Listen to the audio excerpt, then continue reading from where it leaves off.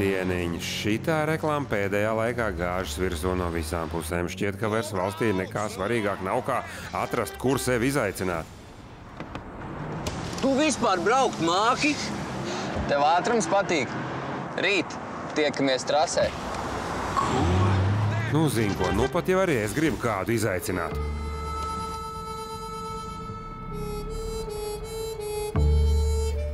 Čau! Čau! Uz trasi? Uz trasi? Uz izaicinājumu braucienu? Jā, izaicināšu. Klausies, bet nu, tādu mašīnu jau katrs var izaicināt. Ar šitādu tu varētu? Ar tādu es varu. Es tevi izaicinu, pamēģini šito. Ja tu tā izdomāji, tad jā, mainamies. Aiziet, mainamies.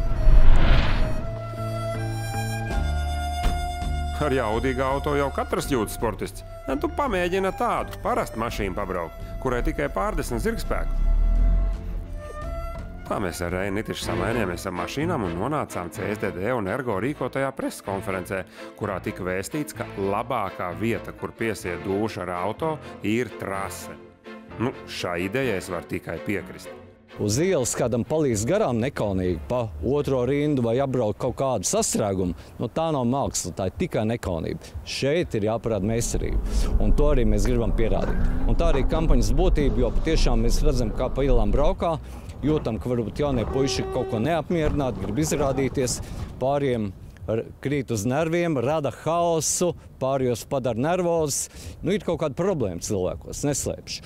Un tātad pašai radam ar iespēju, ka viņam nākt uz Biķenieku trasi, un 10 dienas varēs trenēties šeit, pa brīvu pie tam. Nu, lūk, beidzot esam tikuši vaļā no mūžīgās didaktikas, ka visur jābrauc pēc iespējas lēnāk, jo ātrums tas esot slikti. Kā gan pasaulē, kur visi dzīvē un biznesā vēlas būt ātrākie un pirmie, ir iespējama situācija, ka tu izliecies, ka nekur nesteidzies. Mēs visi steidzamies, arī uz ceļa, bet tas jādara saprātīgi. Katrai vietai ir savi spēles noteikumi. Uz ceļa uzvar tas, kurš sadzīvo ar citiem, trasē uzvar tas, kurš ir ātrāks par citiem, un nevajag šīs divas lietas sajaukt. Nevajag sacensties uz ceļa. Šīs jaunās kampaņas ietvaros Piķernieku trasē atsākas drošas braukšanas bezmaksas apmācības. Sākums visam ir neliela teorija. Piķernieku biroja mājā, apmēram 25–30 minūtes, kur mēs parunājam vienkārši par bāziskām lietām, par tām drošas braukšanas lietām, par tiem drošas braukšanas aspektiem, kuri varētu palīdzēt pierādīt sevi trasē šeit, braucot uz laiku. Neko vairāk. Bet, protams, ka šie drošas braukšanas pamatprincipi tikpat labi darbojās kā šeit trasē, tikpat labi viņi arī darbojas ārā uz ielas. 6. novembrī mēs beidzam šo akciju ar tādu lielo finālu, kur katras dienas labākā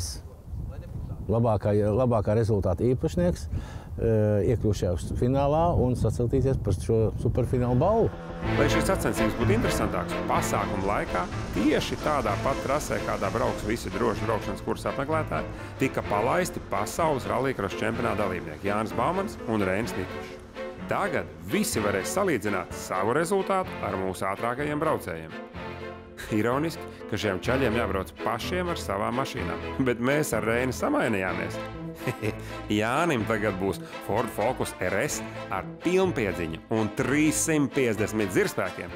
Bet Reinim Fiats, kurš vecāks par viņu un ar 23 zirgspēkiem un ar 10 reizes mazāku griezes momentu kā Jāņa Fordam. Tagad bastīsimies, kā Reinis izklūsies no šīs situācijas. Aiziet trasē Jānis. Domāju, ka viņa rezultāts būs izaicinājums jebkuram šo kursu apmeklētājiem. Ideāls, pēc kura tiekties, bet nekad neaizsniegt. Jānis distanci veids 1 minūtē un 5 sekundēs. Tagad kārta Reinim. Fiats ar 650 kubikcentimetru motoru un 650 kg svarā. Viens pluss Reinim ir. Viņa auto ir šaurāks par Jāņa Ford RS.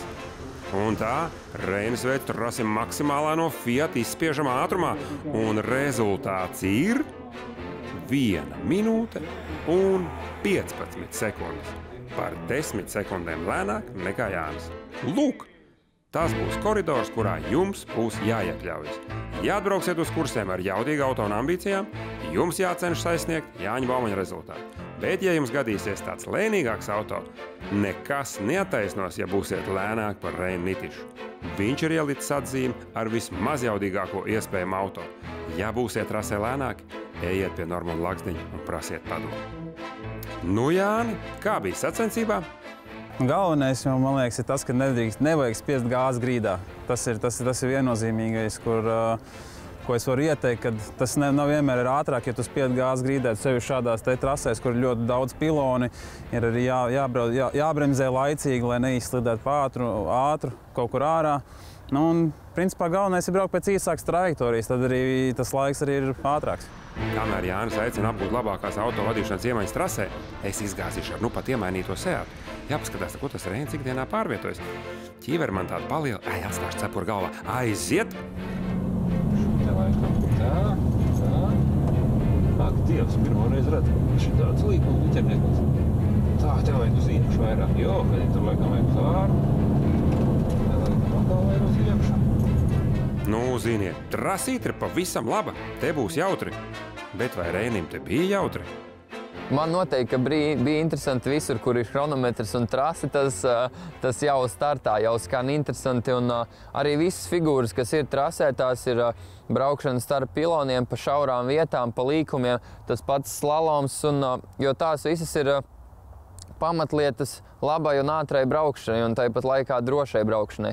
Un, pēc mūsu pieminētās kampaņas CSDD ļoti daudzi prasa un saka, ka nekur nav kur braukt, nav trašu un tā tālāk. Tad lūk, projekts, kur atbraucot pa velti ar savu automašīnu, tu vari izbraukt profesionāļu pavadībā un uz laiku un skatīties un samēroties ar citiem. Man šķiet, ka arī jums, dārgie skatītāji, patiks izgāzt pa biķernieku trasi. Mums gāja jautri un duši piesējām.